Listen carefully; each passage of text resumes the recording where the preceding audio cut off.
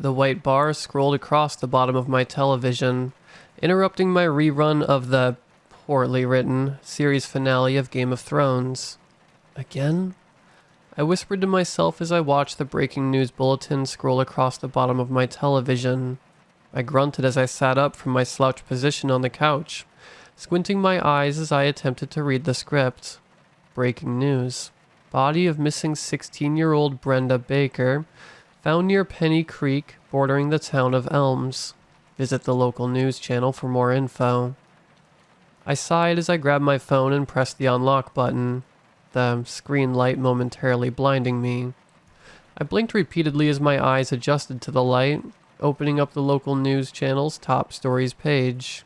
16-year-old Brenda Baker found by a local hunter after being missing for a week. Authorities claim foul play is involved, adding to a 3-month string of murders in the town of Elms. Police advise a curfew, beginning at 9 p.m. weeknights.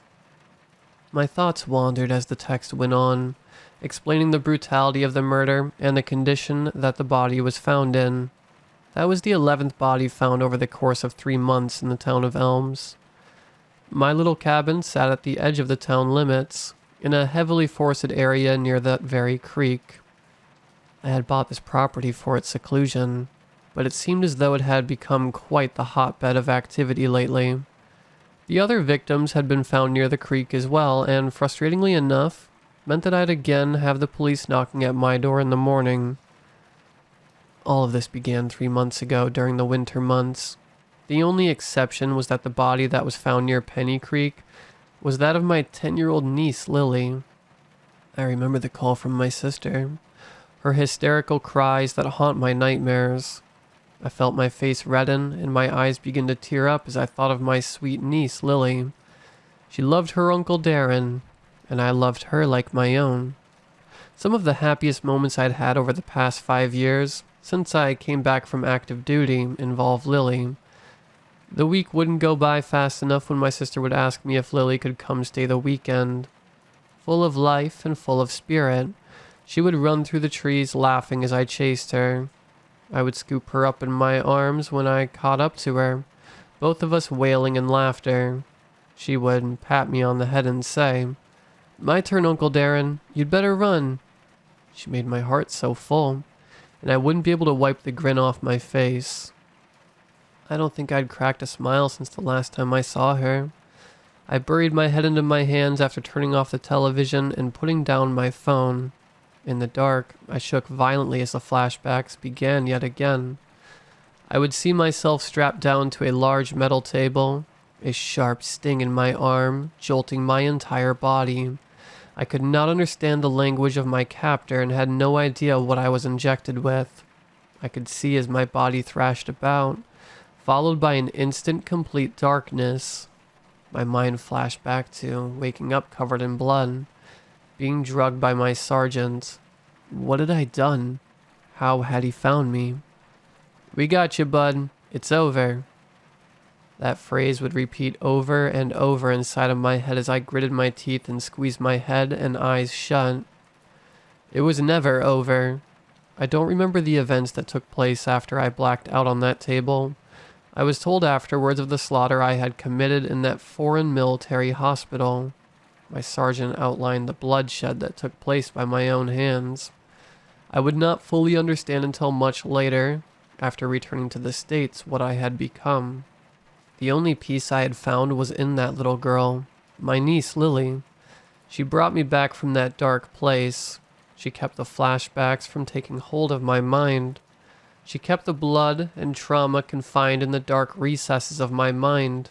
She replaced those thoughts with a semblance of hope. My hope was gone. Now, yet another family had lost theirs as well. I shoved myself up off of the couch, and without turning a light on or putting on my shoes, bolted out of my front door. Escaping those thoughts was much harder these days. I would walk through the dark forest until my feet bled, almost in a trauma-induced trance, until I could regain my composure. I would picture myself and Lily running through the trees as I stomped along the well-trodden path along my property. Eventually, my heartbeat would decrease, and I'd be able to breathe again. The nightmares then subsided. Even in death, my little Lily would still be there to bring me back down to earth again. This time, though, was different. I was pounding my bare feet along the path furiously when I heard it. A soft sobbing rang out near my property line. I stopped dead in my tracks, immediately whipping my head towards the mournful cries. I thought that maybe this was a figment of my mind, an intrusive voice among the shadows. That is, until I heard the second voice. This voice was a deep, loud, booming one, spitting obscenities and vulgarities. The other voice, which I assume was a child, would whimper quietly after the shouting subsided. Instinctively, I crouched as low as the ground as I could, inching my way towards the sound in the distance. As I got closer, the commotion playing out in the darkness, I saw a light. It looked to me to be a handheld flashlight, violently being slung back and forth. As it swung forward, I'd hear the thud of it making contact with something, followed by a soft, guttural moan. My mind was racing. My thoughts tore through my head at an alarming speed as I attempted to regain consciousness of my surroundings. As I crept along, not making a noise, my front foot eventually hit something wet. It was the beginning of the shallows of the creek, Penny Creek. Slowly, I purposefully placed my steps forward, as to make sure that I made no noise and alert the individuals to my presence. I followed the light with my eyes, as it glowed brightly in the black dark of the forest. After carefully slinking myself forward, I came to the edge of an opening next to the creek, surrounded by thick, bristled brush. My hand shook violently, and my heart beat loudly in my chest as I lifted it from my side, to make an opening in the brush to where I could see what was taking place. To this day, when I close my eyes, I can still see the scene taking place ahead of me in my mind. A large, bearded man stood with his back facing me, and his large hand in the air, gripping the flashlight. As he brought it down, I could make out where the loud thud was coming from. A small girl no older than 12 was crouched in fear at the base of a large oak tree. She was smeared with blood and her clothes were in shambles. Her hands were raised in a defensive position over her head, pitifully attempting to block the blows from the large man and his flashlight. She screamed with each crack of the heavy flashlight on her body. The force from the first blow was enough to physically push her to the ground. Before I could even register what was taking place, my eyes closed and I felt my mind go into that dark void once again.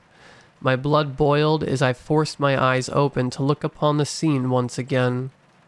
Except there, instead of the little girl, my mind showed me my Lily, my beautiful little niece, being beaten to death by this giant of a man. The last time I had felt this kind of rage, I had blacked out completely, after lying there on that metal table in that hospital. This time, however, it felt as though I had given up the rights to my own body. I felt strangely calm, despite the tearing of my flesh being replaced with a dark, black fur, despite my teeth growing and gnashing abruptly. The man had resumed screaming and loudly berating the child, unaware of his immediate surroundings. I watched myself through my own eyes as I crept up behind the man, feeling my own lips curl up into a snarl. I had no control over myself, but it was okay. I couldn't help but feel joy when my claws first dug into the man's back. I couldn't help but internally smile as I whipped him around, facing me, a horrified look plastered on his face. I couldn't help but enjoy the taste, and I wrapped my maw around the man's head. And I couldn't help but feel a surge of satisfaction as I crunched down. The man's screams finally silenced for the last time. I ripped the man's head from his shoulders, just in time to see the little girl slouched over behind him. As my body threw the body of the large man to the side, I focused on the girl. I could hear the faint beat of her heart. She was still alive. All at once, I felt the control come back over my body completely. My hands and arms, along with my mouth dripped with blood of a murderer, my own niece's murderer. Still shaken and sore, I dropped the little girl off at the local hospital and left before I was noticed. I didn't think a man covered with blood dropping off a girl, also covered in blood, would fare too well for me. The next day, I saw another breaking news statement stroll across my television as I was slouched over on my couch. Breaking news. 11-year-old Peyton Darling, recovering after brutal attempt on her life. Man tied to serial killings found dead near Penny Creek.